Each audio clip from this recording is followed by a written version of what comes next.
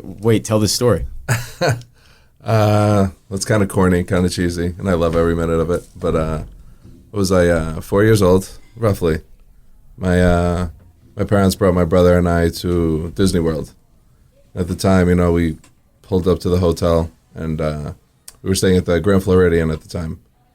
And my mom said we got out of the car, and I looked up at the hotel, and my mouth kind of just dropped open. It was like, and I turned to her, and I was like, "This is what I'm going to do with my life: hotels and restaurants." And it never changed. I mean, I wanted to do other things too. Like I wanted to be an archaeologist. Like I dug holes in the backyard, for years. But it always just went back to hospitality, food and beverage, restaurants. It's waiting on fries. That you don't get it? What do you mean you don't get waiting on fries? Hopefully the customer never hears waiting on fries, but all this time on the entree and it's perfectly executed and then you're like, ready to go. I forgot to fire the fries. I just always use that when I forgot to put somebody's order in and I was like, hey, I'm just waiting on the fries. It's going to be 2 more minutes. Realistically, I come back 10 minutes with the food. Exactly. They just know that their food's not there and the server said they're still waiting on fries. I guess we're just waiting on fries. Not only because we're fans of Sloop Brewing Company, but also because they've sponsored the show. Sloop Brewing Company operates out of Fishkill, New York, and are brewers of the one and only Juice Bomb, a Northeastern IPA, and other world-class ales and lagers. Visit their Instagram at Sloop Brewing Co. or find their website, sloopbrewing.com, in the show notes below. And mark your calendars for the official Sloop U.S. Open Tee-Off Party, Thursday, June 18th, 2020 at Smokehouse Tailgate Grill, 320 Mamaroneck Ave. The U.S. Open is in town, and we have the official party sponsored by Sloop Brewing Company. Jay, you figured out something awesome? I figured out an awesome hack, guys, and I'm not proud of it, but I am proud of it, but I'm not proud of it simultaneously. Okay. Please expound on this. So the other day, when the kitchen was down in one of the places that I'm working at, I was starving at 3 o'clock in the morning, and I was like, what the hell's open in this area right now? It's a smaller town. And I asked some of the guys, and I know there's this dirty, dirty spot to order food from late night that all of us as kids were always fans of. And I was like, I'm getting some of that chili burger love in my life right now at 3 a.m. The most healthiest choice, obviously. You could say Hubba's. Yeah, so there. And anyway... I love Hubba's. I go, well, I can't leave the bar, right? I can't leave the bar. There's still people in this place. It's not like there's 2 people sitting at the bar. So I put through an order on Uber Eats, and I order Hubba's from there. What did you get specifically? It was like a chili dog with cheese, a cheeseburger with chili, some fries, like... With chili? My go-to is the double chili, the double chili cheeseburger wedge. Yes. Double chili cheeseburger wedge, lettuce, tomato, mayo, pickles. Good to go. Every time they ask me to, like, 4 patties? 4 patties. Yeah, 4 patties. Well, I don't go to the gym, so I can't give that liberty to myself. So I order, it's like right. $25. NARP, that's right, NARP. Yep, NARP stands for again. Non-athletic regular person. I love it. So anyway, I put through this order for Uber Eats. It's like $25, and I'm so hungry. I'm so pumped that this thing is going to be here in a couple minutes. Mind you, this place is about 2 blocks away from where I work. And I'm looking at the app, and it just keeps on increasing the time scale of telling me when the food's finally going to be there. So I'm looking at it, and it pushes it ahead again on the estimated arrival time. And somebody at the bar goes, sometimes they can't find drivers. So me being somebody that likes my food hot and not soggy in a to-go bag, when they seal the bag off, right, and all that moisture gets trapped in there. Although Hubba's is good any... Yeah. As long as it's hot, you're ready to go. Well, I prefer it hot the way it's supposed to be. So I mean, okay. I got angry a little bit as the time just kept on getting forward, and I told my partner, I said, hey, I got to go pick this thing up. You going to be all right? He goes, yeah, go ahead, get some food. I walk into the spot, and the guy goes, how can I help you? I say to him, I'm here to pick up an order for Uber Eats. Yeah. And he goes, what's the name? And I said, Justin. And he grabs the bag, and he hands it to me, and I just walk back over to the bar. That's pretty nice. As I'm on my way back walking, I go, what the hell do these Uber guys do after they get the bag?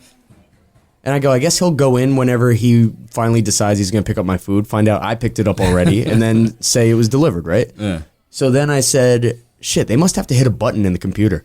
So I'm back, I'm helping people, I'm also eating this food because I'm starving. And then all of a sudden, Uber sends me a message and says, we've canceled your order. That's pretty perfect. So you got your money back. You got your full bag of food. So I ate. I got a refund because nobody ever picked up the food. And for a split second, I felt somewhat bad for the company if this happens often to restaurants because now they've prepared food that's just going to waste. Oh no! But I said they're not though? incurring the price of that. Uber's incurring the price of that. No, I think So no, the way that does that, if you, this is why Uber sucks, right? Because they don't understand the business at all, and I think they just ran into doing this because like they're Uber and they just wanted to put their clout around. They're really terrible at it. But the way that they made the agreement is that if you make the food and they have to cancel the order, they pay you the cost for the food, what they would pay you anyway, as if it was picked up. The problem is that there is a gigantic amount of waste involved because that happens more than not, and usually you don't go pick up your food. Usually they just cancel it. Right. And on our end, we're like, we made the food ready. It's sitting there. It's ready. No one's picking up, and then they just cancel it, and they're like, oh, we'll just cancel it. But there's no accountability for what happens to that food afterwards. So they're creating a giant waste in the market, and there's no option for us to just say, I'll bring it. Like, you don't have a driver? Let me click deliver, and I'll send one of my drivers on. We deliver anyway. And I'll get the payment on it. And I'll take the payment on it or whatever. There's not an option to do that. Yeah. So Uber as a company would rather let the food go to waste, which we don't really like. Yeah, because sustainability, obviously. I mean, not just sustainability, but it's just it's like a responsibility. It's a waste of product, and I mean, we're already responsible for enough waste in the restaurant business. We don't need to just be cooking orders to throw away. I mean, it doesn't really go to waste. Usually what happens is you put it back, and the savages, also known as the wait staff, tear into it and eat it all anyway. Yeah. So it's not like we just throw it out, but it's a waste of time. It's a waste of labor. It's a waste of product. It's a waste of all these resources. And Uber is really not accountable for it, and it happens a lot. So in doing that and knowing that that's a thing that could potentially happen, it's like I'm almost just start getting ready to go target these little small town areas where there's no drivers. Order Uber Eats at weird hours from places like really close to where you live, and just run and go pick up your own food. Exactly, and I mean that's still essentially stealing, but just from it's from Uber. You're stealing from Uber. So though too, people that are leaving the bar late night on those nights working too, where I know that with our state laws, everyone's got to be out of the bar by 4 a.m. People sometimes can't get an Uber. They think they have an Uber, and then all of a sudden the Uber cancels on them. Exactly. And they go, oh, my Uber just canceled on me. And I'm like, hey, I could do only as much as I can. You're also a grown-up and responsible for getting yourself home too. There's Uber problems in various areas. I mean, we're fortunate enough to live in a more city-like atmosphere where there's a lot more population, but these things like Uber, do they work in small environments? I'm sure they don't work nearly as well. Yeah, once you get into the rural towns, it's a little harder. They're not going to be just driving around. I mean, it's like where I live up, I don't know, I was going to say upstate. I think it's upstate. I live upstate. It's definitely further north. That's right. And there's not that many people around, so I don't think at like 9, 10 o'clock. Yeah, there's only like 2,000 people in my town. So that's kind of crazy. Like, there's more people in Russo High School than in your town. Yeah, and most of them are probably sleeping by like 11 or so. So we took an Uber from the Hartford airport because we're closer to Hartford. Mm-hmm. Well, not closer. It's the same distance from JFK to Hartford from my house, but I don't have to deal with traffic or tolls or anything. So we went to Hartford and we took an Uber back, and I felt bad because I was like, "There's no way this guy's catching an Uber going from here back to Hartford at 12 o'clock midnight." Nope. There was a kid that was on YouTube that actually did an experiment, and he took an Uber from the East Coast to the West Coast in one sitting. Ooh. Yeah. How much did it cost? The Uber driver was like, wait, you want me to do what? You serious about this?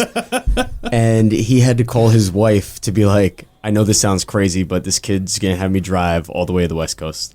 I forget all the information inside there, but you could probably look that up. Because what if you get a bad driver and you get hooked on that?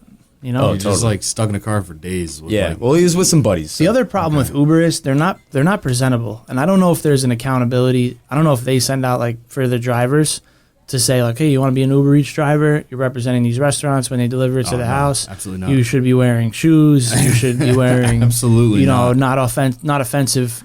Yeah, you can't wear a shirt that says like fuck you on it or something like that. And I've seen one driver come in with like a Uber Eats hat, badge, jacket, like everything branded, and chancletas on his feet.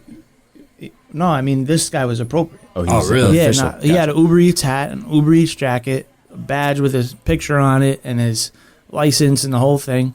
And I was like, wow, you're the most official Uber Eats driver ever. He goes, yeah, I'm an OG guy. I'm like, OG, it started like a year and a half ago. What are you talking about? OG guy. But everybody else looks, It's they just look like a bums. random person off the street. Yeah. And I'm like, I don't want this guy taking my food. He's gonna get to that house. They're gonna open the door. This guy looks like a doofus, Yep. and they're gonna associate that with Your me. food. Yeah. So this is actually, we're kind of going into one of the big times for Uber also right now with And they're as far as the lazy. bars go, because we're coming up on St. Patty's.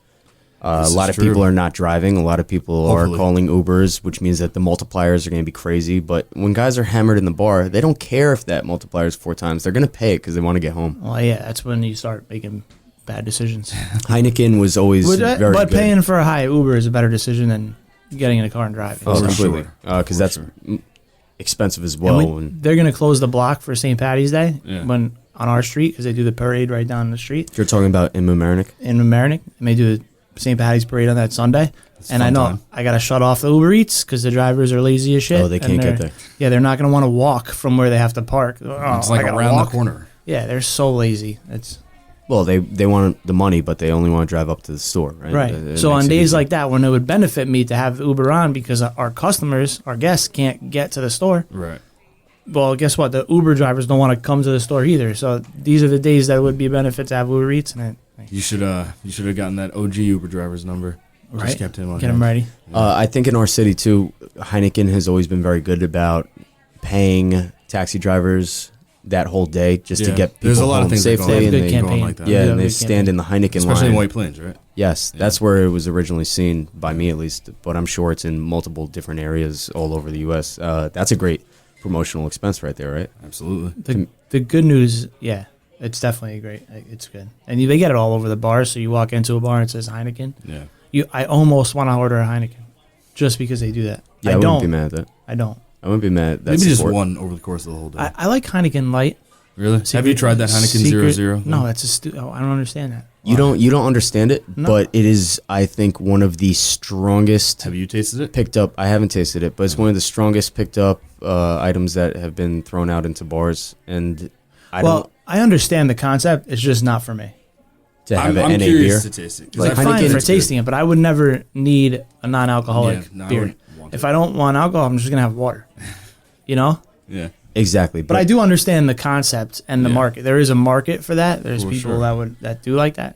It's not mine. Well, I was just having this discussion the other day too, where I'm not looking for anything that's high ABV anymore at all. Like I'll have an Aperol Spritz if I'm hanging out. I will have Well, a that's 'cause session He's IPA. a NARP.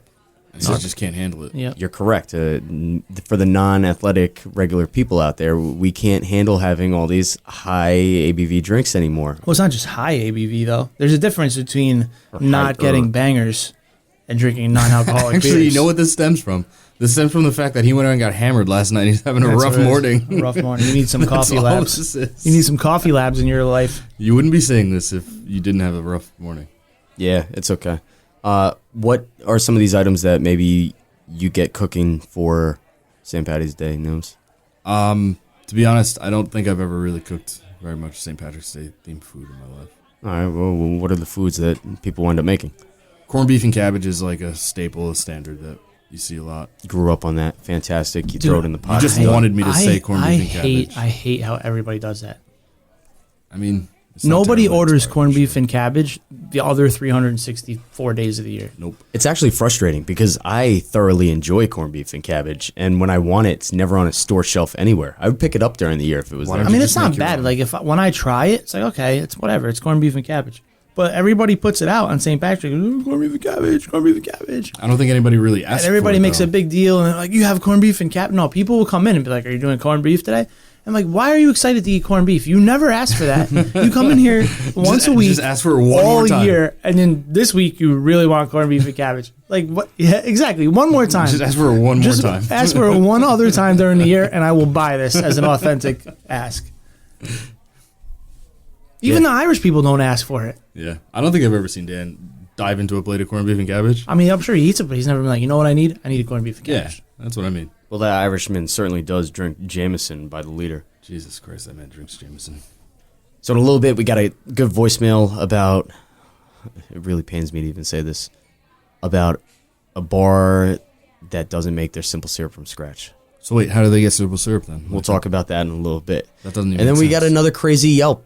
You know, what are the people doing out here with these reviews? It's insane to me. I am 100% going to destroy this guy. I'm The excited to hear The this. Yelp review. Yes. He reviewed my store, so we're going to get into it. But first, we're going to talk to my boy Paul here, Paul Russo from Pax Romana, one of the best atmospheres in the county, if not the state. Jay, you look really upset. What's wrong? I'm just thinking about the phenomenal chicken parm. What makes this chicken parm so good? You both have talked about it now. We'll get into it. Hands down the best chicken parm on the planet. A couple weeks ago, back-to-back days, my wife came in with a friend to the restaurant. Appreciate that, by the way. No worries. And then the next day, I think it was the next day, my sister-in-law came in celebrating her. She got a raise, so she wanted to go to Pax. And I called both days, and the first day I tried to buy my wife a dessert. Paul's like, "Oh, I see your wife. Don't worry about it. She's here. We appreciate that." And then the next day I called, trying to pay for my sister-in-law, dinner, and he helped me out with that. And then he said, "Oh, you know what? We can give her the dessert as a that's going to be on us, right?" I said, "Paul, you don't have to do that. You always take care of my family. All the time. We need a big table. You take care of it. We just drop in."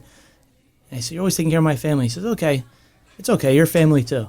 That's right. And I realized right there, That's so nice. That's the way I feel like you guys are going about the business. Is like people are coming in. It's a family. Definitely.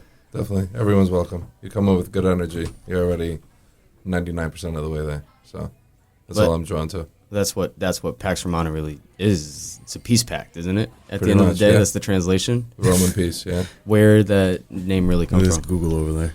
Pax Romana is Latin for the Roman peace. So it was a time during the Roman Empire, because I'm trying to build an empire over here. And I'm Roman, partly. Say a time of like growth, prosperity, wealth, celebration, lasted about 200 years. So maybe I'll get close to 200. I don't know. We'll see. Goal. That's goals. You just keep passing it down. Right. So what was your background though before opening this? My career-wise? Yeah, I mean, people go, "I'm just going to open up a restaurant," or were you I already kind of made in that this? decision when I was like 4 years old. It's my mom's 4 years old? Yeah, it's my mom's most favorite cliche story. I don't really remember, but she remembers thoroughly, and I never changed. Wait, tell the story. It's kind of corny, kind of cheesy, and I love every minute of it. But was I 4 years old, roughly? My parents brought my brother and I to Disney World. At the time, we pulled up to the hotel, and we were staying at the Grand Floridian at the time. And my mom said we got out of the car, and I looked up at the hotel, and my mouth kind of just dropped open. It was like, and I turned to her, and I was like, "This is what I'm going to do with my life: hotels and restaurants." And it never changed. I mean, I wanted to do other things too. Like I wanted to be an archaeologist. Like I dug holes in the backyard, for years. But it always just went back to hospitality, food and beverage, restaurants. So circling through growing up, were you doing this though? Yeah. I had other jobs prior to the restaurant business. I think I started working when I was like 13, 14. And I wanted to, all I wanted to do was work. So it wasn't like, "Oh, you have to get out of the house and go get a job. You're freeloading over here." And it wasn't like that. It was just like, no. Like, what do I have to do? Do I have to sign something? Do you have to sign something? Can I go work? Let's go. So then, what was I? I was a caddy at Ardsley for a little bit. Ardsley Country Club. Then I worked at Stu Leonard's for a couple of years as a cashier. Loved it. I actually really did. It was a great company to work for. And just, it kind of exposed you to people, especially as a cashier. So now I'm kind of learning that other dynamic of it. I was young though. I was probably like 16 at the time. But was learning more about people and personalities and how interesting the world can be, or one way to put it. Like how to deal with the general public. And then, with Stu Leonard's, at the end of the day, did you guys go hit the ice cream shop and get the salt All the syrup? time. That was like a thing that you did, Yeah. right? Okay. All the time. This place, you can't steer away from that salt syrup. It's like crack. No, it's amazing. Yeah. I just found the flying saucers in my my freezer from Stu Leonard's. I ate 3 of them for breakfast. But no, it's good. And then let's see. When I was 17, then I started to really get into this business. So I was at the Castle on the Hudson in Tarrytown. I live in Tarrytown, so for 4 years. But my first 2 years, I was back and forth from school. So I went to Johnson and Wales for hotel restaurant management. And so I was there. I got my bachelor's in that. And then once I graduated, I went full-time at the castle. And then kind of put myself out there. That was a huge turning point in my life. I worked for a very interesting individual who I learned a lot from, but I'm not going to say his name because it's probably not nice, but I learned a lot more. I learned a lot more from his mistakes and probably what you shouldn't do. Taught me a lot of good things too, but I don't know. I kind of just feel like if you're in the hospitality industry, starting off as just being a good person is probably the best way to kind of elevate yourself a little bit more. You know, depending on what you want to do. You just want to make a paycheck and take advantage of people, I guess. I don't know. Then act however you want. That is some business model out there to people. Yeah. But yeah, so be a good person is probably the best way to start in this business. So, and then everything else kind of follows. So I did that for a few more years. And then, that's a long story short. And then I went to a private golf club in Rockland. And it was ironic because when I worked at Ardsley when I was 13, I hated caddying. Like, I wasn't really a caddy. I couldn't tell you what to do. It was like, oh, you want this iron? Okay, here, take it. You know, I carried a bag. But I said to myself at the time, I was like, I'm going to work hard. I'm going to try. I was like, but I will never go back to a club for the rest of my life.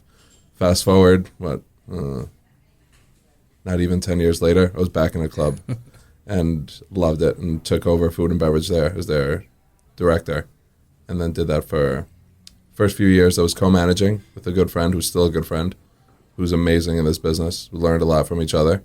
And then I think it was after 2 seasons, maybe 2 or 3. And then I just took over completely for the last 3. And then the next goal was for myself, you know, and my partners. And you were saying, too, along the way that you were able to pick up on things that guys did wrong. Mm-hmm. And I think that's true to a lot of people that are paying attention in this business is as you're on your journey and as you're trekking through various different ownerships and seeing various different business models, that you do take maybe the negatives and drop them, but take all those positives that exist in these businesses. And now as you've been in 7, 8 different places, you've essentially assembled an idea of a business model by taking all of those best points that all those guys did. Definitely. And nobody really does things the same way at the end of the day. So you were able to take a lot of these things that you saw throughout your journey and then be able to apply them to Pax Romana. Yeah, for sure. Well, I mean, even going back to the maitre d' that I learned from, you know, if you really want to get like quick nitty gritty of how that started with the castle. We love nitty gritty. Yeah. I guess, I don't know about, it'll touch on some of those points, I guess. But so I was, 17 at the time. So my mother's back to my mom, my biggest supporter my whole life. My whole family is, but my mom she's just always there. And I say that for a reason. So with the castle, she's like, all right, listen, there's a job opening up at the castle, go apply. I'm like, all right, cool. So went up there, sat in this beautiful lobby, way above any price range I've ever seen with my own eyes, because I lived in, you know, a little bubble of Terrytown at the time. I was still young, you know, so I wasn't as exposed yet. So beautiful property. It still is. Immaculate. If you haven't been, just go walk the grounds. It's incredible. But she said, all right, go for your interview. So I went, met with the restaurant manager, talked with him for a little while, and said, all right, if we need you, we'll give you a call in a couple of days. All right, cool. So I go home, waiting. My mother, a couple of days, did they call you? No. She goes, all right, you go back. And I said, are you sure? And she goes, yeah, you go back. I said, all right. So I went a second time, met with him again, talked shorter this time, obviously. He was like, all right, if we need anything, we'll give you a call. Cool. A couple of days go by, and again, my mom was like, did they call you? I said, no. I was like, and she's like, all right, you go back. And I was like, are you sure? I was like, you know, and she's like, yeah. She goes, you go back. And to this day, I will say those 3 little words, you go back, changed my entire life. And so I went back a third time, and then the catering manager saw me. He's like, oh, you know, the one who, you know, learned a lot from. And he said, oh, you know, I've seen you here a couple times this week. Like, what's going on? I said, oh, I'm looking for a job, you know, and He's like, I thought you worked here willing to already. learn. Right, pretty much. You know, I'm just like hanging out in this lobby, 17 years old. Right, clean, yeah, do whatever you need. Like he said, he goes, well, I'm hiring a catering department. You know, would you be interested in that? I said, yeah. I was like, I'll do that. He goes, okay. He goes, how soon can you start? I said, you tell me. And he's like, all right, can you start tomorrow? And I said, sure. He goes, well, you need a tuxedo, you need this and that. He goes, do you have all that ready? And I was like, yeah. He goes, you have a tuxedo right now? I said, yeah. He goes, how old are you? I said, 17. And he goes, you're 17, you have a tuxedo. And I said, I do. I was like, you know, I'm ready to go. And he goes, all right. He goes, you start tomorrow. And he goes, make sure I can see my reflection in your shoes. I said, okay. So I went home and my mom was like, all right, so how'd it go today? And I was like, I got the job. I start tomorrow. She goes, that's great. I was like, yeah, but now I need a tuxedo. And she goes, what do you mean? And I was like, well, I told the guy I had a tuxedo. And I was like, I don't have one, but I wasn't going to pass up on it. So she's like, all right. She goes, we're going to Yonkers. My grandmother, my nonna, her cousins own San Marco tuxedo right near Cross County.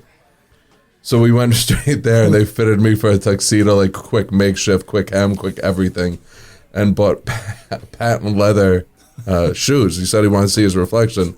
I walked in the next day. He's like, oh, shit. He goes, you really had a tuxedo? I said, yeah. And he goes, why the hell are your shoes so shiny? I was like, you wanted to see my reflection. He goes, I was being sarcastic. He goes, you're going to kill your feet in those. Get rid of those because I don't want to see them. He goes, you look like you're the one getting married. And so I was like, all right. So then went back to regular shoes after that. Killed my feet that first day, but I dealt with it. And That's then, awesome. So then fast forward 4 years, he was on his way out for plethora of reasons. And I remember we were standing on the loading dock of the hotel, and he was smoking a cigarette. And so I said something, was like, you know, so-and-so again, I don't want to say his name. But I was like, you know, I appreciate everything you did for me the past few years. You know, I'm sorry, fast forward 2 years, not 4, because I was there for 4 in its entirety. So fast forward 2 years from getting hired. So I said to him, I was like, you know, thank you for everything you taught me the past couple of years. You know, I wish you well and everything, but I think I'm going to go for the catering manager's job, which was his job. Yeah. You know, and so he looked at me and he gave me this look and he flicked his cigarette and he goes, you think you'd be able to do what I do? He goes, you'll never be able to do what I do. And I was like, you know, in my head, you know, I was like 19, almost 20 at the time, you know, hot-headed Italian, probably could have had a few words to say, but I was like, you know what? I was like, that's not class. I was like, that's not what I'm striving to be. So I was like, all right, you know, I almost said his name. I was like, all right, you know, still wish you well, you know, appreciate everything. And I never saw him again. And so I went right to the GM, who I had a good relationship with. And I told him what I wanted to do. And he said, oh, you know, you're still a little green and everything. But, you know, he knew the way I worked. You know, I started off picking up shrimp tails off the floor, you know, after cocktail hours got done.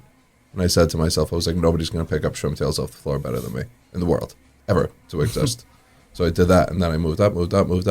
So then when I went for this opportunity, I said to him, I was like, you know, you give me a chance. I was like, if it doesn't work out, it doesn't work out. You know, I'll still work hard for you. You know, no harm, no foul. And so I said, all right, you know, you'll see what you can do. So then I did. You know, I ended up getting captain's position and then took over as the assistant manager. And then there was a full-time manager that worked like in more than just the catering. So we all worked together, but I was able to work up to that management position that I wanted. I did that for 2 more years. So I never heard from him again. And from what I understand, maybe he knows, maybe he doesn't. I guess it's irrelevant whether he does or not, but I did what I needed to do. And then I ended up getting Employee of the Year that same year, too. There you go. So it was even more icing on that cake. You can never do my job, Employee of the Year. What's up? Yeah. Right. It was gassed up. But again, I stay humble. True. But it was good. And I loved it there. I really did. I loved the property. And then I went to the golf club. Well, it's also a good experience to have as far as opening your own business anyway, is Definitely. having that catering background, because I sure. think we all agree that there's money to be made in catering. And these Oh my offsite God. events. 100%. It's night, yeah. It could be night and day depending on the concept, depending on everything. Sure, so you learn the execution of it, Right. the pricing, how many Right. people have to serve things. So you have a leg up out the gate, which Sure. many guys that open a restaurant are just like, oh, I guess we'll do catering now. Also, because Definitely. people asked if we could get trays. and not really know how to do this pricing. So now you finish there, Right. and what happens next? Well, that's pretty much going to be the longest part of that, this story, the growth of it, because that's how I started, and it all, again, stemmed from you go back, and changed everything. Otherwise, and not that I was against going back, but like I was just so young and so new, like I didn't think that was what you did, but it changed my life. So then all of this that followed catapulted me into the golf club. It's where I was for 6 years. But now I took like the catering aspect, but again, even at the hotel, anything that needed to be done, valet, housekeeping, bellboy, front desk, if somebody needed like somebody to fill in, I was there. But catering was my focus. So then at the golf club, now taking over food and beverage, unbelievable learning experience, super, super private club. Like I'm talking massive wealth, and talk about influencers. These are athletes, politicians, finance, all walks of life, though. It's not a specific demographic at this club like some clubs can be. Very, very diverse. And It's just actors, a certain actresses, tax bracket. it's crazy, crazy. I wish I could say names, but I've signed a lot of confidentiality agreements in my life. And all awesome people. And it was crazy, too, because now I'm thinking this amount of wealth, everyone seems to demonize the people that are in this amount of wealth. And like I still to this day watch them on the news, getting interviewed, getting blasted by the news, everything else. And meanwhile, they're the nicest, most generous, down-to-earth people. Not all of them, but I would say 98% of them were. And like I've literally watched them in the restaurant, at the club, watch themselves on TV.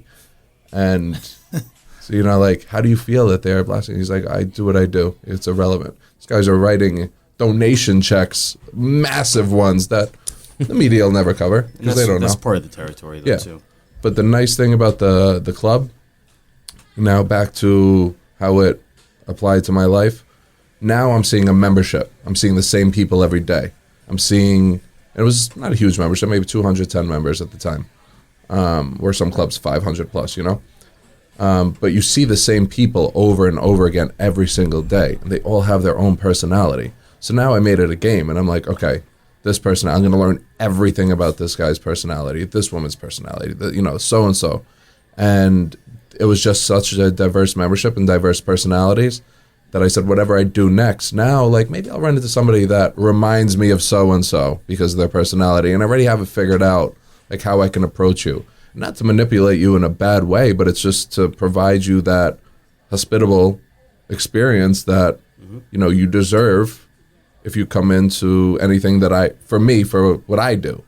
So again, it was a game. So I had 6 years of training, learning That's a really different interesting way to think personalities. about it, but it makes sense. So that's why, like, even today, I still, like, this one reminds me of so-and-so. It may not be 100%. I got you figured out a decent amount where, I genuinely want you to enjoy your time, in this case at PAX Romana, and so that's what I strive to do. So that was the biggest part of the golf club. And it was, life-changing again in itself. I still keep in touch with most of them. But I wasn't leaving there until it was for myself. So then that's how PAX Romana came to be. Good old White Plains. All right, and that's a huge subject to talk about in itself. Yeah.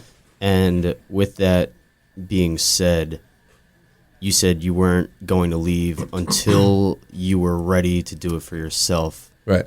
How long, mind you, you have a couple partners in this business. I do. Love them with all my heart.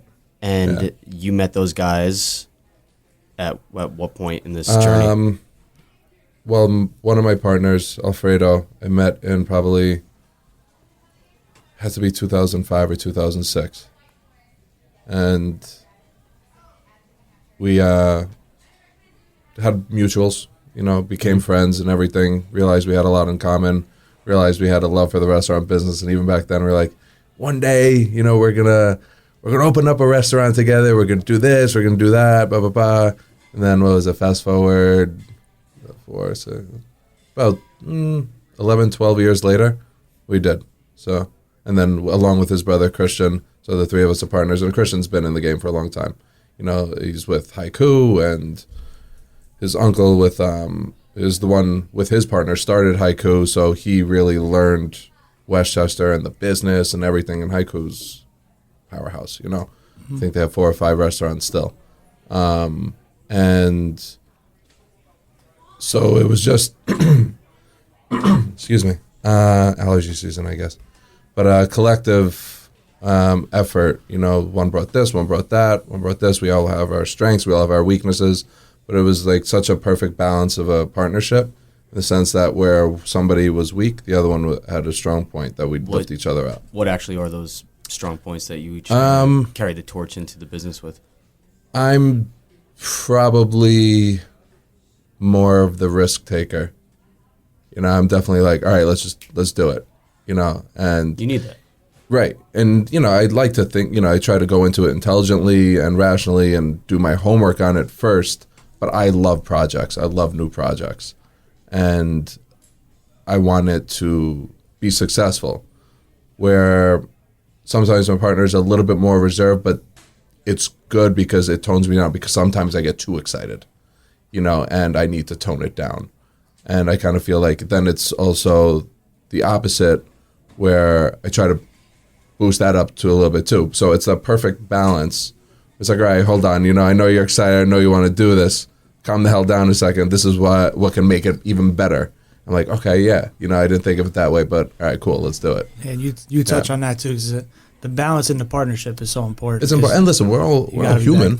We're all human. We have our moments, but we talked about in last episode, like Mike and I had to figure out our balance, because we talked about, like, in the beginning we were doing everything together. So, you know, one day we're like, I'm going to cook today. I remember you run shifts with you in the kitchen. Yeah, like you run the front, I'm going to cook today, and then was tomorrow you do this and I'll do that, and then it was just all over the place, and the consistency wasn't there. And then we figured out, you're better at that, I'm better at this, right?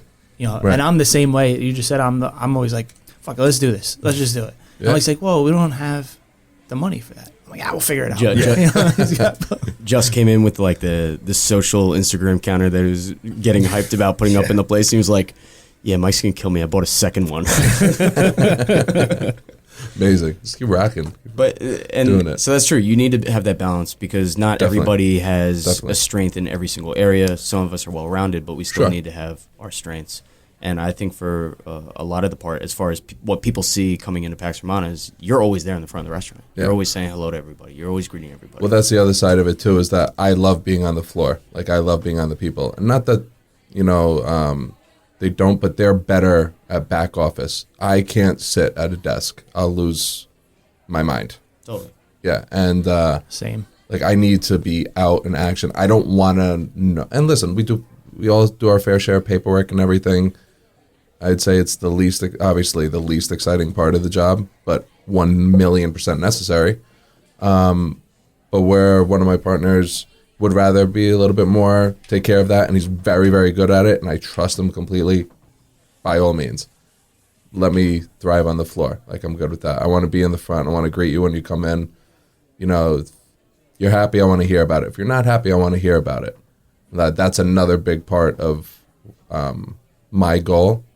And, like, things that I've seen over the years is the criticism, whether it could be positive or it could be negative, and how to handle that. And I feel that the business has a very stigmatized image of owners or managers and experiences that guests have had that I'm trying to change completely, because I think it's kind of scary. That could tie right back into your gamifying of this entire business, where you're like, this person needs this, this person needs this. Right. Everyone expects something different when they go out, which is why we have a lot of negative Yelp reviews that some people read and they go, that's not really that bad. Well, what's this person talking about here? Right. My favorite is too salty, especially when they eat carbonara. Like, carbonara is salty. Right. You know, we're using pecorino cheese. This is not Parmigiano. Pecorino is salty compared to, like, sweeter Parmesan or guanciale. Like, that's salty, fatty pork cheek. I'm not using bacon.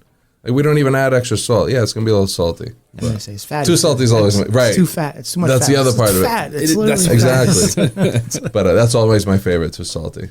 So before you open Pax Romana here, because you don't just go, Well, you actually might have just said, guys, let's open up do this it. restaurant. And your boys were like, Probably. slow down a little bit here, Paulie, right? No, it was collective. We restaurant hunted for probably almost a year. So you're looking for a space Yeah. Originally. All over But Westchester. you already kind of have to have a plan at that point, right? You have some idea of what Yeah. you're going to be doing. For sure. But For sure. the Pax Romana, I want to say almost version 1. Can we say that? Yeah. I always say this is 1A. This is, right. I mean, it's always going to keep on getting better and evolve over time. But That's the goal. in that first location that you took over, Mm-hmm. it was a huge corner cap. It was a big space. It's about 11,000 square feet, maybe a little bit more. It's a lot. And And they're I'm over- loved I'm over what here we with- did there. Dude, Yeah, I'm over here 3,700. I'm like, oh my God, this is huge. crazy. from the outside, you don't really know what's happening inside to some extent. So the first Right. time that I walked in there, I was like, the street's a little quiet. Maybe it's not so busy inside. Yeah. You open up the front doors, and the moment you open it up, you start hearing people talking and chatting, and you hear some music in the It was background. an interesting run. And it's completely filled, Yeah. the entire place. I wouldn't have expected that. Yeah. But then you start looking around at the build out, and you have these beautiful blue tiles on the wall Yeah. with white, and you walk in, and on the left hand side, there's this European gelato flag. counter with all of these colorful gelatos right there. So, like, instantly walking in, you know you can get dessert here.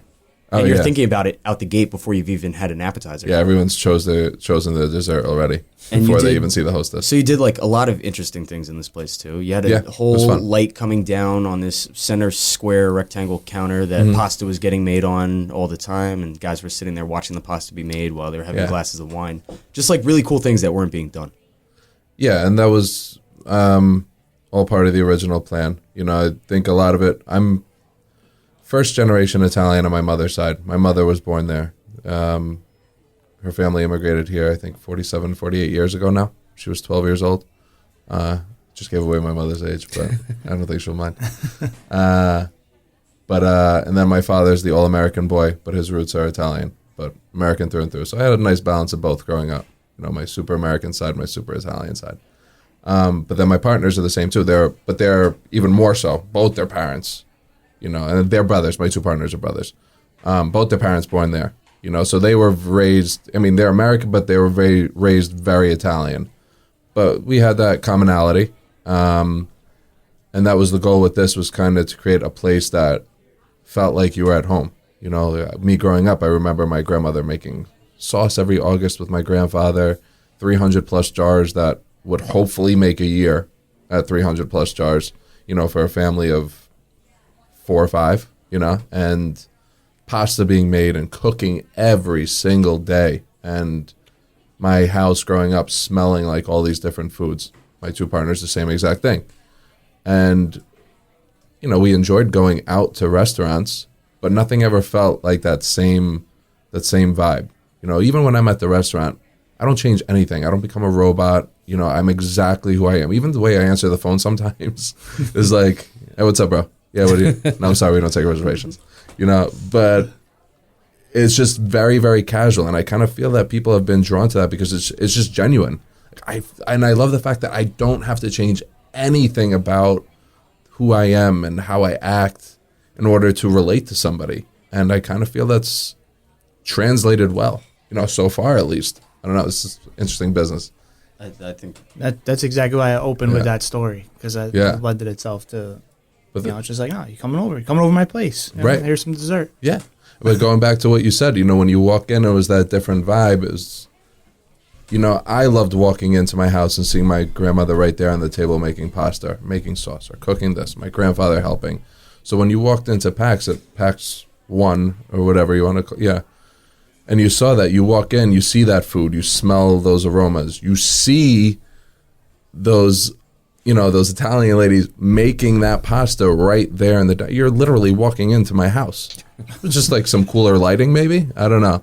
And a bar that at the time was 40 feet long. I don't have a 40-foot bar in my house. So that was a little bit different, but it was home, and I still call it home. And even the ones who work with us, you're part of my family. And that could be another topic completely, because everyone that works with us, you are my family. You are number one in my book.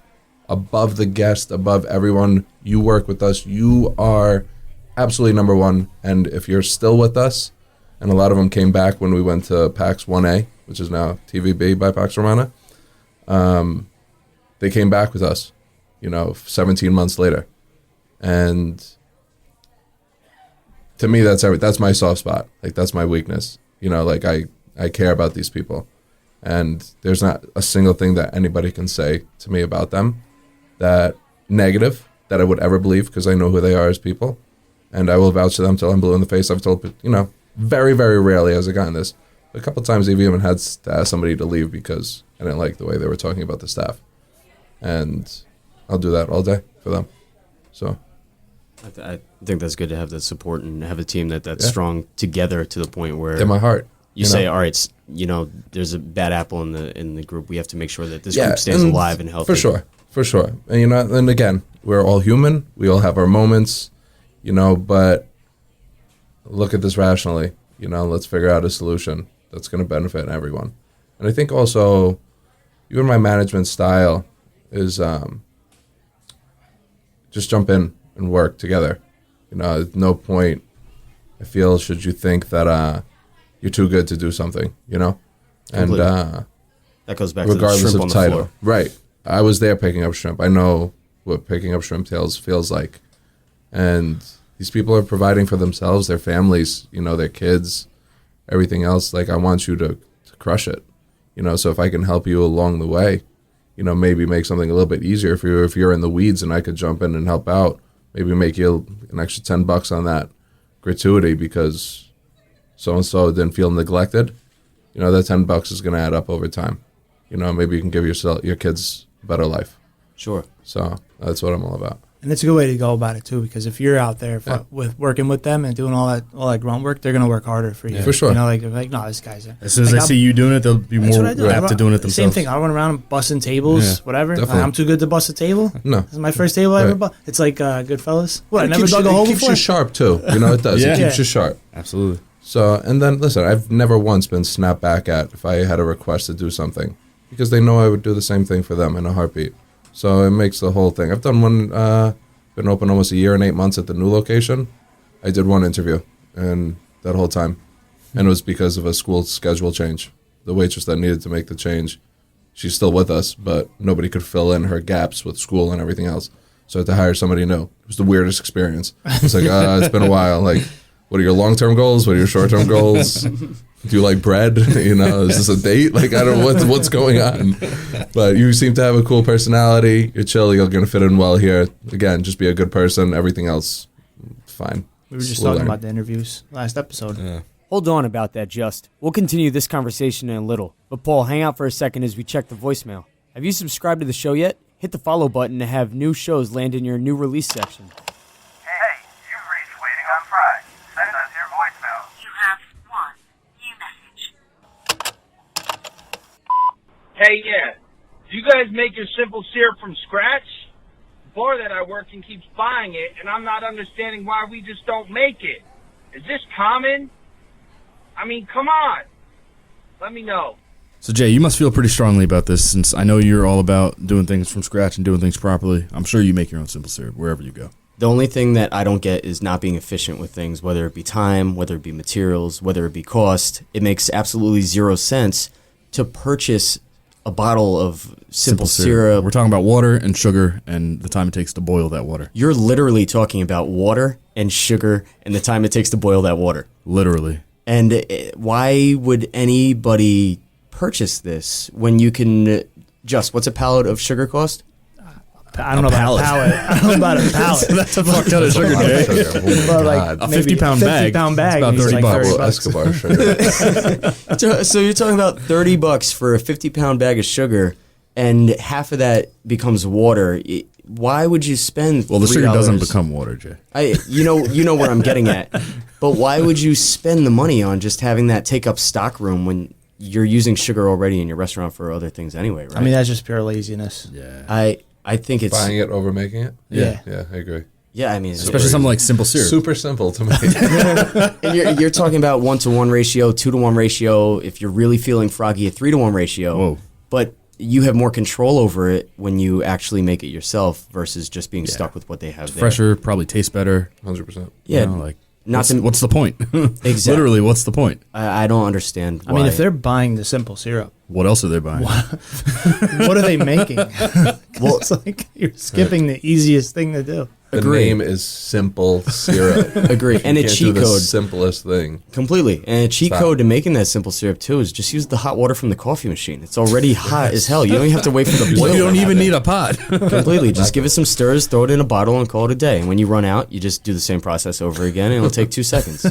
This is crazy. I would tell my dude that just called, maybe he should start looking for a better bar. Or be the guy that works to change things at the place where you work. Oh, even better. I like that. You can't always change everything.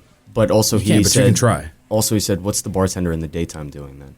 And that's true, right? That is Because true. a lot of the job of a daytime bartender is you're doing the prep work to set up success for the nighttime. And I mean, you got to crack open those bottles of simple syrup. That's a hard job. Jesus.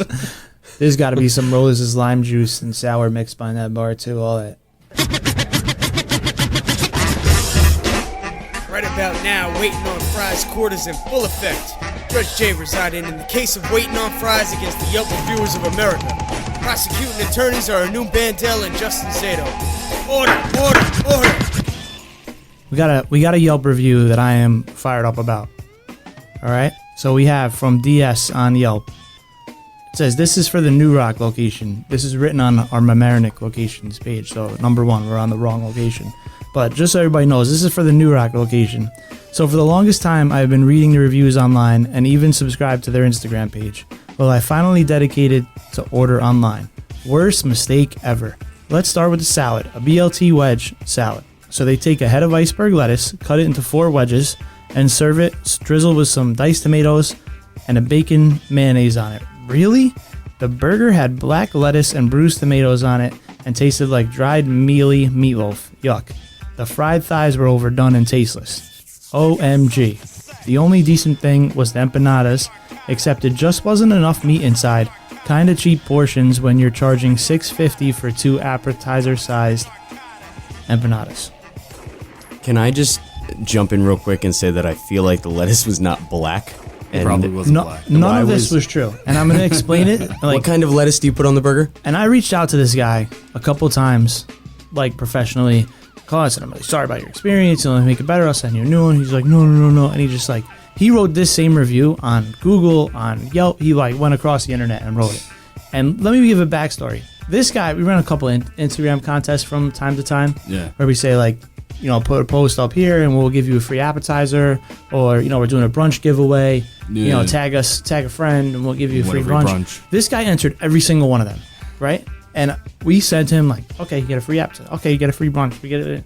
And every time he's like, I can't make it. Can I get a rain check? Can I do this? So he's like consistently sliding into the DMs asking for free stuff. Yeah. He's never been to the store, but he wants like free stuff at this point, right? Because he's always like, oh, check you out, guys look good, blah, blah, whatever. Finally, he decides to come and he decides to order online and get a salad and empanadas and a burger. Okay, fine. He doesn't take us up on any of the offers where we say, come in, we'll take care of you. You want a brunch, come in. Yeah. No. And when he ordered this online, he called and he wanted to like apply his free brunch to his takeout order. Yeah. And we were like, no, I'm sorry, that was a promotion for brunch. You can come in and collect your brunch, but you can't like apply brunch to your delivery, like the discount. Like I don't even know how to quantify that. So he was already like that. And then he just goes in there. I made this order. I remember it going out. Okay? I made sure it was good because I knew he was a first-time customer. Right. So, it's just really frustrating that he went and like just tore it up all over the place. And I'm pretty sure he's looking for more free stuff. I'm sure he is. Because when I reached out to him professionally and I said, I'm really sorry, like how can we do it, make it up? And he's like, oh, maybe this, maybe that. He had like a whole list of demands, like sliding up and into the DMs, like we can do this, we can do that. And then eventually it was like, no, but whatever. And then the interview surfaced. Yeah, and then and then he just put it everywhere, and it was, what are you gonna do? I try to battle these things and do whatever. You can't please all the people all the time. Yeah, So you have 2 locations, one in Mamaroneck, one in New Rochelle. So we put this on the New Rochelle Yelp on the Mamaroneck page. Yelp. On the Mamaroneck one. That's what I mean. On the Mamaroneck Yelp page. Did he also put it on the? He New eventually Rochelle? figured out New Rochelle too. With the same But he thing. wanted to make sure if you're looking at Mamaroneck, you knew that he had a bad a You bad gotta experience. know the in story about quotes. Smokehouse. Yeah, you gotta know the story. And can I just like reiterate some things he said? He tore the wedge salad. He said it's a BLT wedge salad. Right. We described it as a light salad that's like a lettuce, deconstructed tomato, and BLT bacon. Yeah. without bread. Yeah. And then he says, "Oh, they gave us wedges cut up into 4. What kind of salad is this? It's a wedge salad. You got salad wedges." You know why I don't order that salad out anywhere? Because I don't like that salad, period. I need something more. You know, and then well, that's just you. I enjoy That's that. exactly. and then, That's and just then me. I'm sorry. Is first of all, $6.95, not $6.50 for our empanadas, right? I don't think that's too much. $6.95 for 2 empanadas, literally. And he goes, "It's a small appetizer." It's under small It's apps. a small apps. It says like it's a small appetizer, but $6.95 for how like we make that from scratch. Yeah. You know, from the dough, brisket. It takes forever to make those things. Yeah. And Those we only- also melt in your mouth. and they're delicious, They are and quite the sauce tasty. that comes with it is delicious. I don't think that $6.95 is approaching anywhere near No. unreasonable. Did Well, I you- mean, we know this, and this happened, and this is a one-time thing, but it's just really frustrating when people, don't want to work with you and don't do the back and forth, and they're just looking for free stuff, Yeah. because they think it's there. It's like, I get frustrated. So, sorry. That's one of the one times I will come out and just be like, "No, this guy's wrong." Usually I'm totally on the other side. I get it. This happens throughout the industry, and there are the people that seek these problems out and look for them to be rectified time and time again. And then everybody reads that, doesn't realize that this guy's sliding into the DMs looking Exactly. for all kinds of free stuff. Nobody's gonna know the free, they don't know the whole backstory. story unless they're. And then if I comment that, it just looks petty. So I have to does. just let it live. It does. You're very correct. Guys, we got to get out of here. yeah, good talk. See you out there. Deuces. Don't forget to hit the like and subscribe button because algorithms. Talk about making it all the way through. Are you following the Instagram account yet? It's at Waiting on Fries Podcast. You can find video and photos of our expeditions and all things industry.